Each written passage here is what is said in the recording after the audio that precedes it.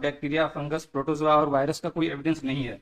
इसमें उन्होंने हमको बुक्स दिया एविडेंस देने के बजाय। तो जब इन्होंने पेंडेमिक किया कोविड-19 का, उसका कोई बेस ही नहीं है। लॉकडाउन करके पूरे कंट्री को बर्बाद कर दिया गया। इवन कोर्ट्स भी बंद किए गए थे। जब से वैक्सीनेशन हुआ है, अंडर एज लोग मर रहे हैं और वैक्सीन कंपनी ने खुद एडमिट किया हुआ है। उन्होंने फैक्ट शीट में बताया कि इससे सीरियस इंजरी हो सकता है।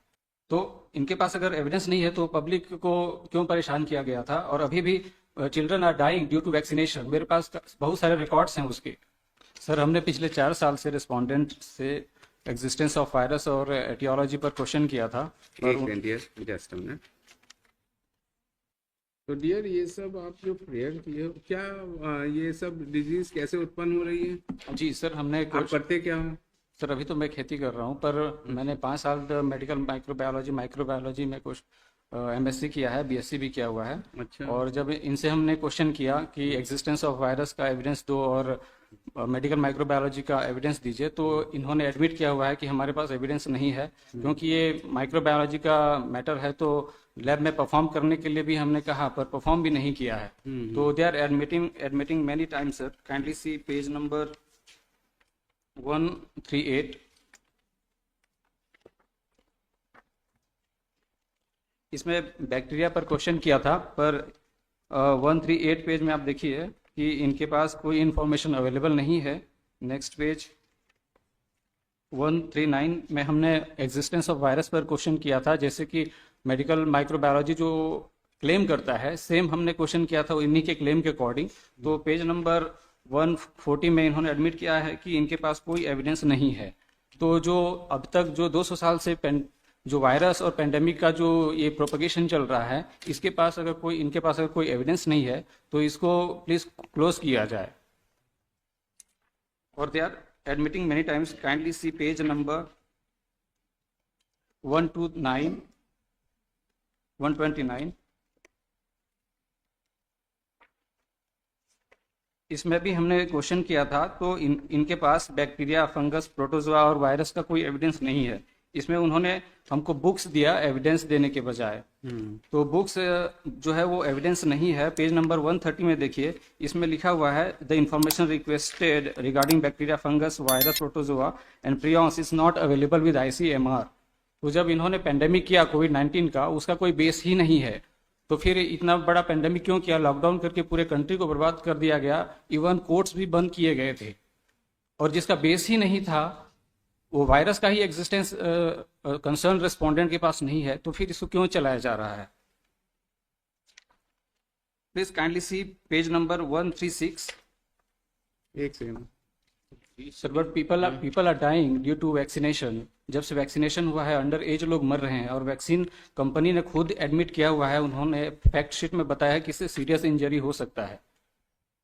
तो इनके पास अगर एविडेंस नहीं है तो पब्लिक को क्यों परेशान किया गया था? और अभी भी children are dying due to vaccination. मेरे पास बहुत सारे रिकॉर्ड्स हैं उसके।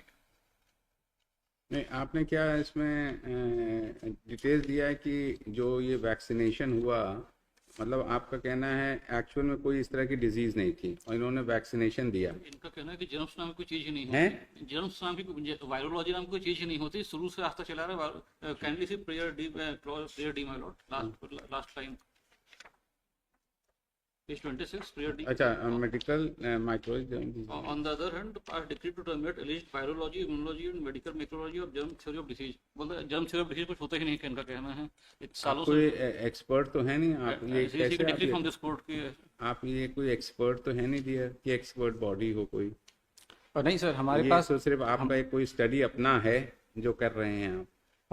हमारे पास हैं, एक्सपर्ट हैं। नहीं, एक्सपर्ट की कोई रिपोर्ट है या कुछ इस तरीके की है? और जी है जी। नहीं, और जो आप कह रहे हैं कितने लोग वैक्सीनेशन के बाद डेथ हो रही है, इसका कहीं कुछ डिटेल्स लेके आए हैं? हाँ, what was the cause of that death? जी मतलब मान लीजिए किसी और वैक्सीनेशन हुआ, किसी और वजह से किसी की डेथ हो गई, तो ये हम लोग कहाँ से रोविंग इंक्वायरी और कहाँ कर पाएंगे, बताइए। सर, हेल्थ मिनिस्ट्री ने खुद एक डॉक्यूमेंट रिलीज किया था। वो डॉक्यूमेंट अभी है, पर इस रिकॉर्ड में मैं नहीं रखा हूँ। पिछले टाइम फाइल किए थे, उसको विड्रॉ किए थे, वो रखा हूँ मैं अभी। तो उसमें भी डेथ का रीजन बताया गया है और वैक्सीन कंपनी ने खुद कहा है कि इससे इंजरी हो सकता है सीरियस। आपने कहीं कोई रिप्रेजेंटेशन दिया था अथॉरिटी का? हाँ जी, मैंने दिया था। काइंडली सी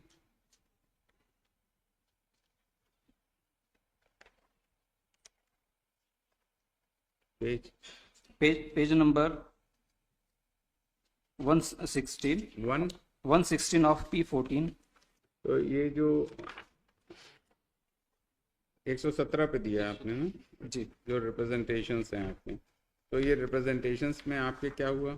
सर, इसमें मैंने सब्जेक्ट लिखा है required evidence to proving viruses are identified as real entity and living micro organism cause disease. तो सर इनके पास एविडेंस होना चाहिए इसका, पर आज तक मुझे इसका रिप्लाई नहीं दिया किसी भी रेस्पोंडेंट ने। और एविडेंस के साथ प्रैक्टिकल डेमोन्स्ट्रेशन के लिए भी रिक्वेस्ट किया था सभी रेस्पोंडेंट को, पर अभी तक कोई रिप्लाई नहीं आया है। और they are admitting many times sir. Kindly see page number 67 page 67, इसमें हमने कोविड-19 जब लॉकडाउन सब चल रहा था उसमें हमने क्वेश्चन किया था कि जो आप वायरस बोल रहे एक्सिस्टेंस है इसको क्या आपने देखा है। तो इन्होंने रिप्लाई किया है कि वायरसेस आर इन्फेक्शियस एजेंट। तो यही क्वेश्चन हमने इनको पूछा, तो इसका एविडेंस 67। तो ये सिर्फ हमको फिक्शनल स्टोरी बताते हैं। Whole microbiology is based on fictional story. There is no reality in the medical microbiology. Sir kindly see page number 34। यहाँ पे एक पिक्चर दिया हुआ है और जो रेस्पोंडेंट ने ही हमको रेफर किया था, इसका भी इनके पास कोई एविडेंस नहीं है। ये कंप्लीटली फिक्शनल स्टोरी है और इसी के बेस पे पूरा मेडिकल माइक्रोबायोलॉजी चल रहा है। They are being the state agency, इनकी कितनी कैपेसिटी है? It is for the union of India to explain this. उनके पास क्या डाटा है, क्या नहीं है। तो सर मैंने कवरिंग मेमो फाइल किया हुआ है, तो उसमें kindly see page number 1। Page number 1 यही इनका डाटा है। इसमें कवरिंग मेमो में पेज नंबर 1 उसमें एक सो कॉल्ड रिसर्च पेपर है जो ICMR रिस्पोंडेंट ने ही रिलीज किया था, first isolation of SARS-CoV-2 from clinical sample in India. तो इसमें आप देखेंगे तो कम्प्लीटली फिक्शनल मेथड यूज किया जाता है। इसमें कभी भी आज तक सो कॉल्ड वायरस का आइडेंटिफिकेशन इन्होंने नहीं किया है।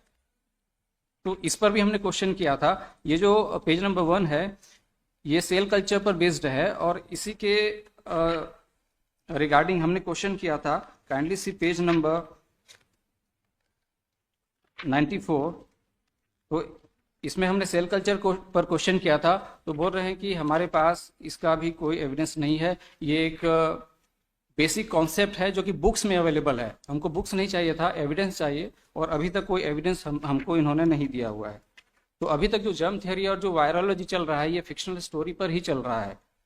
अगर आप भी इनसे एविडेंस मांगेंगे तब ये आपको भी एविडेंस नहीं देंगे। सेम ये चीज़ एविडेंस आपको देंगे जो कि फिक्शनल स्टोरी है। अगर आप भी इसे पढ़ेंगे तो इसमें कहीं भी आपको वायरस का एक्सिस्टेंस और डिसीज कॉजिंग प्रॉपर्टी आपको नजर नहीं आएगी।